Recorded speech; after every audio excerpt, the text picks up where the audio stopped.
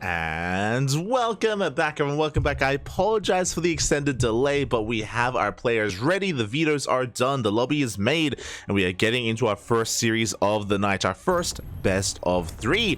As a reminder, if you're in the chat, predictions are open, so you can place your bets on who you think is going to take this series in the end, whether we get our Zerg or our Protoss moving on forward. Again, up to you to decide. Predictions are open for the next minute or so. So best of luck. Best of luck as we're getting into game number 1, and spawning in the top left hand corner of Hardlead, we have the Filipino Zerg player, the best player in all the Philippines, representing Clan LFT, looking for team. It is EnDerr. And spawning in the bottom right hand corner, we have its opponent. We have the Chinese Protoss player representing Team Mystery Gaming. It is JoliwaLoves. And I'm gonna have to change that. I am going to have to change that.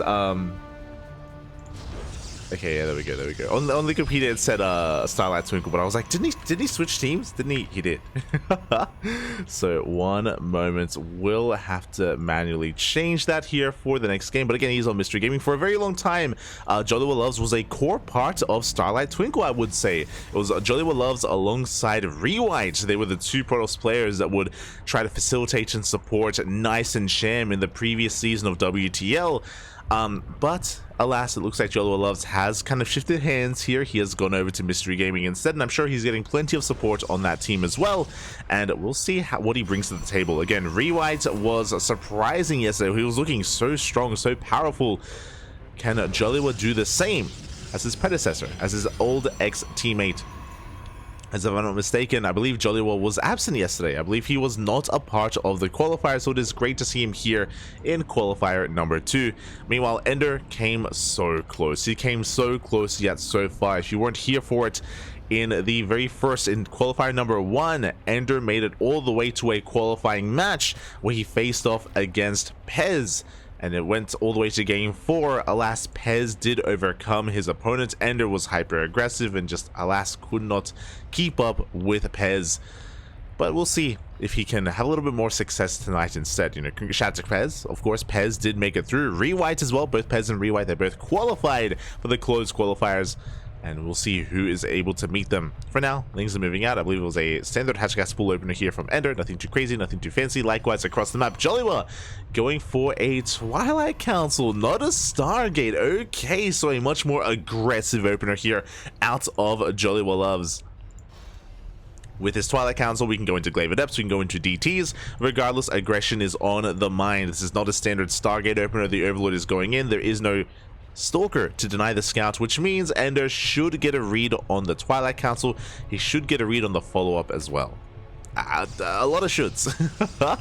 The Overlord dips in, but the Overlord doesn't commit, but a Ling does, and we do get eyes on the Twilight Council. We haven't pulled out of gas yet, so this still could be something like a Dark Shrine follow-up. I'm very curious as no, we actually throw down Glaives, and we haven't pulled out of gas. Okay, so because we haven't pulled out of gas, we can actually afford to throw down additional gateways. Usually it's 4 gate Glaive Adepts, but again, because we're continuing to mine gas, this could go up to 6 gates. Oh my god, this could go up to 6 gates, or we can go for another direction. So again, for those wondering, just a bit of a fun fact as well, to be able to afford 4 gate adept production, you only need 2 workers in each of these gas geysers. So typically we see players pull out of gas. Because Joliwa didn't, I assumed that it would be 6 gates, right? We could afford additional gateways instead, and we can just go all in. But no, we are going for a Dark Shrine instead. So we are doubling down, but in a different direction. Adepts alongside Dark Templar as well. Meanwhile, the Adepts here are, one of them is going to get caught out, the other forced to shade EnDerr back at home. How is he getting ready? We do have a fast Roach Warren on the way to help support and to get roaches in time to deal with the Adepts. No spores though. No spores, no detection. EnDerr, he needs to get a follow-up scout. Here we go. He's going back in with the Overlord. Alas, for the time being, he does not have a spore. But he soon should, as the Overlord will get eyes on the Dark Shrine, just barely slips on in and does spot the production building in the end. And now we know what's going on, and now we should throw down some spores as soon as we can, as long as we don't see a cancel.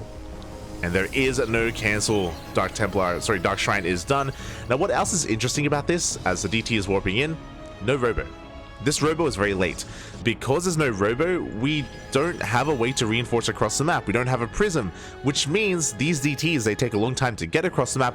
On top of that, we don't have a warp prism to go for Archon harass. That's the added advantage of going for a DT opener, as that it can lead into Archons, which can shut down overlords. They can go for mineral lands. They can even kill queens. So this is just a really awkward build out of Joliwa. He's going for a third base. He delays his adept to move out, but he is moving out nonetheless. EnDerr does spot the adepts in the center of the map. He's getting ready with his forces. We have Lings and Roaches ready for this, and we only have 8 adepts. We can clean this up as long as we get a surround, but oh god, a lot of Lings are going to go down. I'm not too sure that was the wisest of choices. EnDerr, he bleeds out a lot of units, and now drones are falling in the natural. Ay, ay, ay. Again, EnDerr, he was just a little bit too over-eager, a little bit too cavalier. He loses almost all of his Lings, and he loses 14 drones in the natural. We shade into the main, but the damage has already been done. Not like this. 16 workers. This is an entire mineral line. This is almost game-ending damage, and even more workers will fall in the main base as well.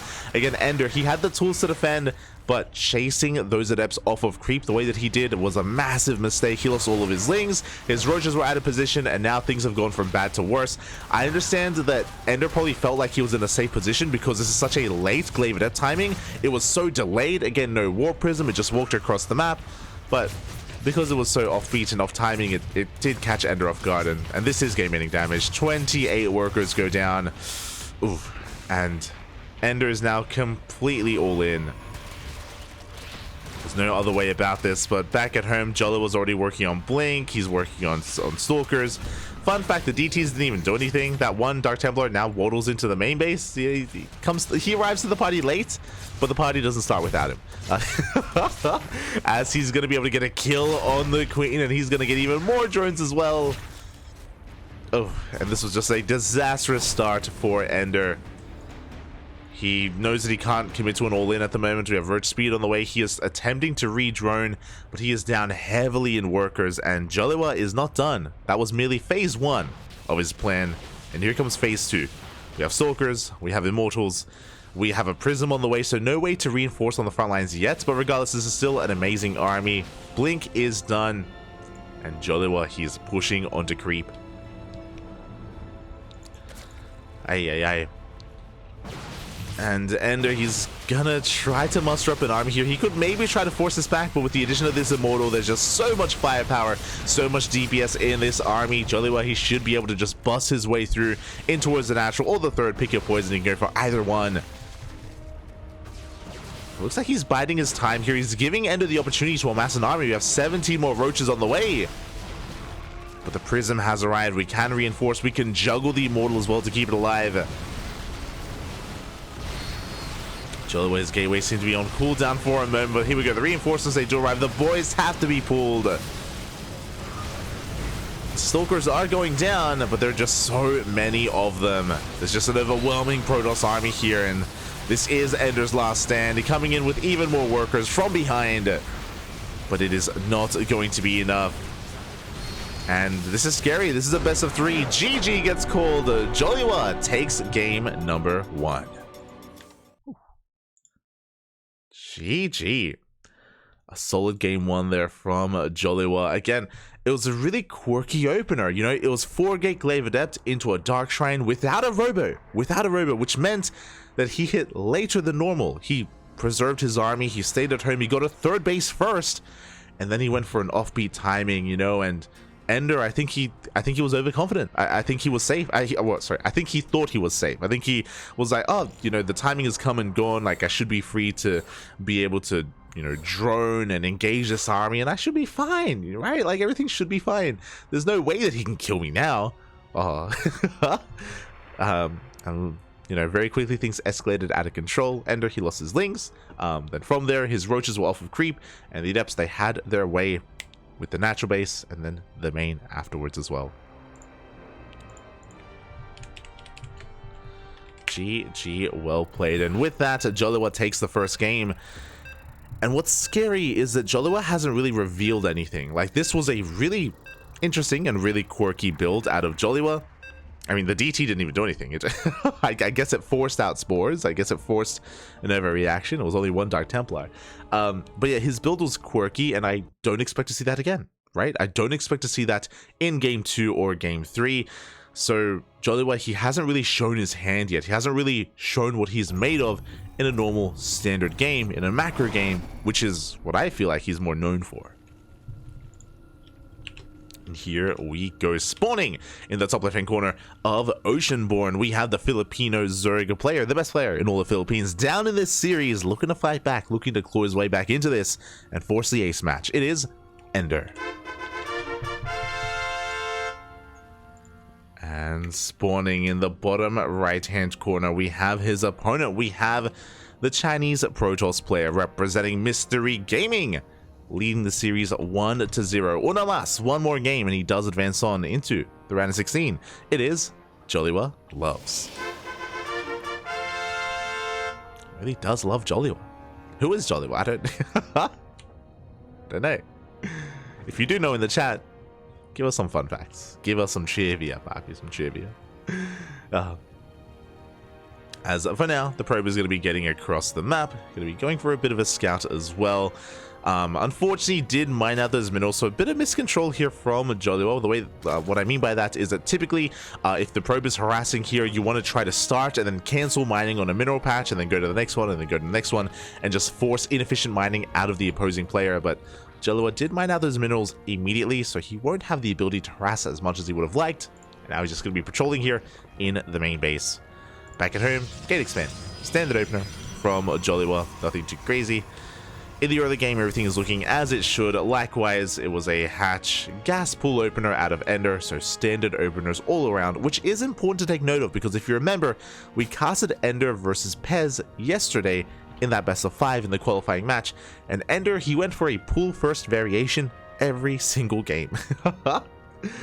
Every game he went for an aggressive opener, trying to force an overreaction out of Pez, trying to force him off balance if possible. Didn't work in the end, so I appreciate that the openers are looking much more standard this time from EnDerr. I appreciate it.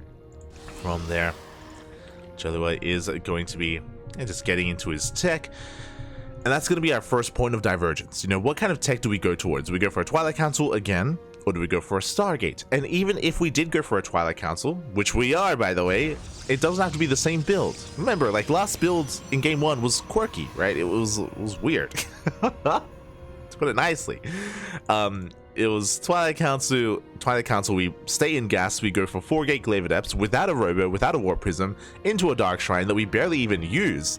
It was just really difficult to read and really difficult to keep up with, and EnDerr, he goes in for a scout.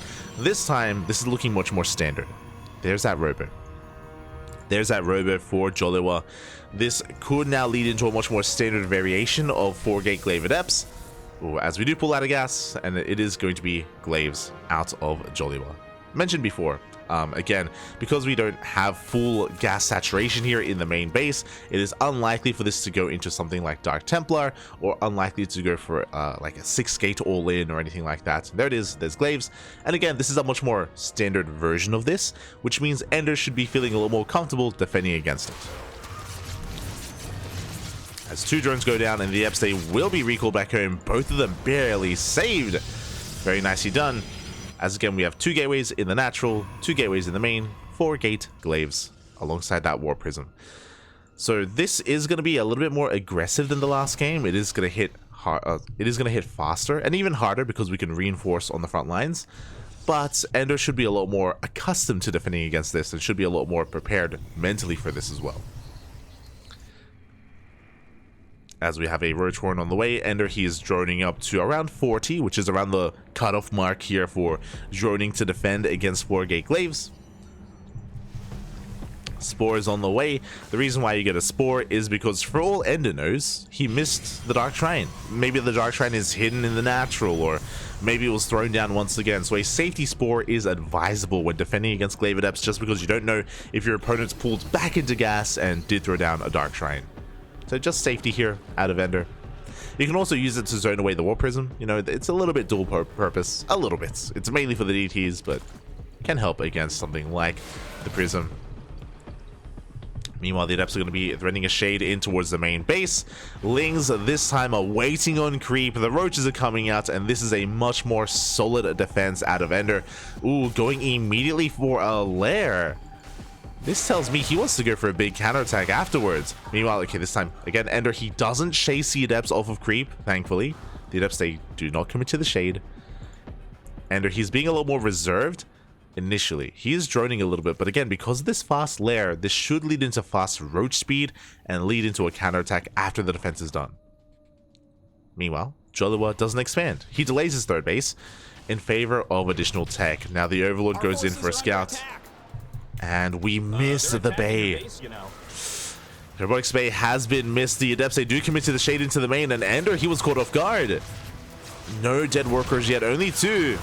The Lings do get a decent surround here. The Queens are taking a lot of hits, and now we can target fire workers in the main base. 5, 6, 7, soon to be 8 drones going down. At the same time, we have Adepts at the third base. Adepts still in the natural as well. There's just fire going on everywhere, and EnDerr can barely keep up. He is losing less than last game, but maybe I spoke too soon, because that is 15 drones going down. This is becoming too much damage. No. As the Adepts get into the natural as well. 19 workers, still less than last game, but still enough to end the game. 21. And these Glaive Adept variations seem to be just a little bit too much for EnDerr to handle. Again, he had a better defense this time, as in he had a better setup to defend, but he was still completely pulled apart between his bases, and now he is all in. Now, I mentioned before, because of the fast lair, means fast roach speed. This does mean that EnDerr can be active with his army soon, once roach speed finishes. But Joliwa, he's got disruptors. Am I crazy? Does he not have to? No, he doesn't. Okay, he has a Bay. He has more prison speed on the way, and he's going for more drop play. He has access to disruptors, but he's making immortals back at home just to be safe, just to be sound. Safe and sound, even. Lings are getting cleaned up, and EnDerr is droning. Bold move. Bold move here from EnDerr. It's one way or another. Like, you go one of two routes. You either double down and go all in, but because this third base is so late, we can't go all in. We already have 2 immortals. Like, Joliwa has a terrifying army, a threatening army to the roaches of EnDerr. Like, we cannot break a defending player with this kind of force. So EnDerr, he recognizes that. He's droning instead. He's going to try to macro out of this. It's going to be a very difficult thing to do. Not impossible. Basically, this next fight has to be perfect for EnDerr. He has to, you know, catch the army, connect with the Biles, maybe even bile down the Prism itself as well in the Immortals. The Adepts, they commit to the shade. They're going straight for the natural. At the same time, another big warp in towards the third base, and EnDerr is just being pulled apart completely. He cannot keep up. Not with all this aggression. Adepts, they shade towards the natural, into the main base, and Joliwa popping up here. Popping up against EnDerr, really flexing his skill in both Game 1 and Game 2. Game 1 with a more unique, personalized, quirky build. And here in Game 2, something much more standard, but the execution is what matters most. As it looks like EnDerr is slowly breaking through this army. He's getting on top of the Immortals, but the Immortals, they are picked up. They are evacuated. We have a Disruptor that's rallying on in, and okay, we do notice. We do pull it back. And EnDerr survives the attack, but again, his economy is in shambles, and Joliwa back at home, he's chilling, he's Chilean, he's getting saturated on 3 bases. He's kept his Immortals alive, he's got Disruptors, he's got a third Disruptor on the way, +1, and Blink as well. This is just a very solid follow-up here from Joliwa.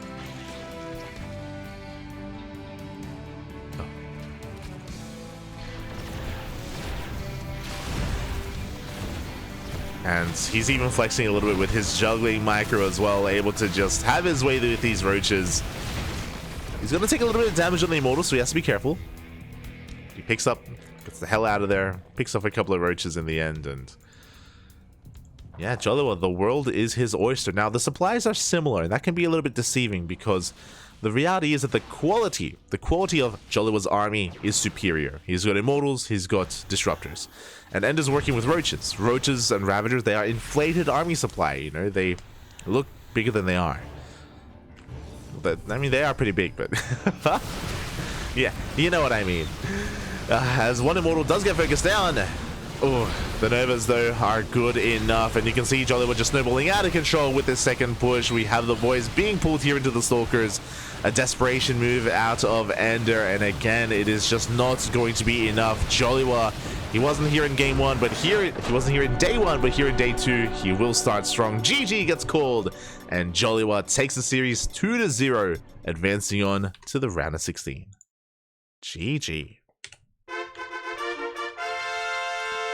GG, well played. Oh my god, a very powerful performance out of Joliwa, and EnDerr, he's one of the best Zergs in Southeast Asia, and for Joliwa to look as good as he did is impressive. Very impressive. Again, EnDerr initially, it looked like he had what he needed to defend. He had his Lings, he had his Roaches, but he was pulled apart. He wasn't able to keep up with the multi-prong harassment of his opponent.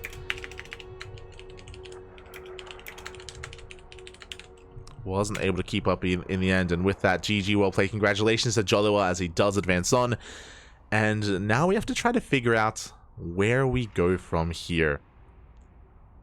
What kind of direction do we take this, as Joliwa up next is going to be going up against the winner of Miru versus Nazin. Or Nashin. And we need to find him. We do need to find him. I think they were over. No, I think they're here on the Asia server. So yeah, we're gonna have to try to take a moment to take a step back here and go over all of these players.